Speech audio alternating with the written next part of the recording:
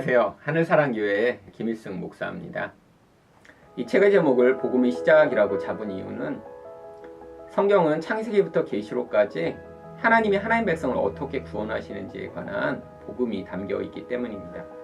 특별히 창세기에서는 이 복음이 가장 먼저 제시되고 있기 때문에 이 책을 복음의 시작이라고 지은 것이죠.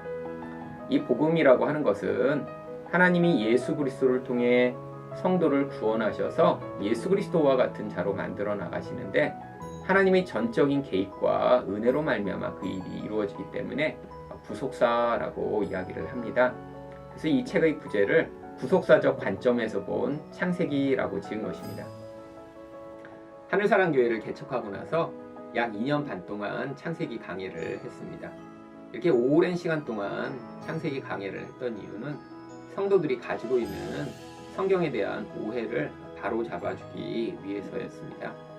특별히 창세기는 사람들이 아주 잘 알고 있다라고 하는 책이지만 그 창세기에 나오는 내용이 어떠한 목적을 위해 기록되었는지 오해하고 있는 경우들이 많이 있습니다. 대부분의 사람들은 창세기의 인물들을 보면서 그들이 본받아야 할 그런 영웅적인 믿음의 사람이라고 생각하거나 혹은 그들의 잘못을 보면서 자신은 그런 잘못을 하지 말아야지라고 하는 교훈을 얻기 위해 성경을 읽는 경우가 많습니다. 이것이 성경을 바라보는 가장 대표적인 오해입니다.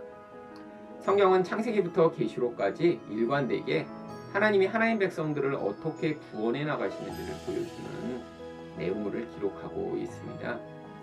창세기에 나와 있는 아브라함 같은 경우에도 세상을 의존하고 살던 사람인데 하나님이 그를 부르셔서 믿음을 가진 사람을 만들어내신 것을 보여주고자 하는 것이고요.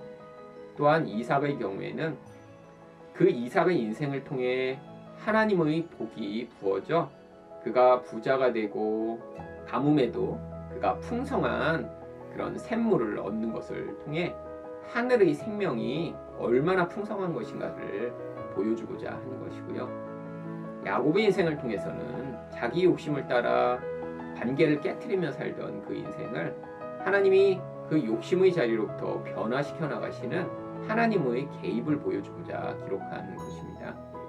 특별히 요셉의 인생을 통해서는 그렇게 하나님의 은혜와 또 그 은혜의 과정 가운데 경험하는 고난을 통해 흉년 가운데도 사람들에게 생명을 공급할 자로 하나님이 만드셔서 결국 성도의 인생이 이렇게 세상 가운데 하나님 나라를 확장하는 그런 인생임을 가르치시고자 이 말씀을 기록하신 것이죠. 구원은 인생 전체에 걸쳐서 벌어지는 과정입니다. 그 과정 가운데 성도들은 자기 뜻대로 또 자기가 좋다라고 생각하는 어떠한 모습이 이루어지지 않는 경우가 많이 있습니다. 그것이 성도에게는 고난으로 여겨지죠. 근데 이 고난의 때에 성도들이 성경을 바로 알지 못하면 오해하고 또 낙심하고 힘들게 되는 경우들이 많이 있습니다.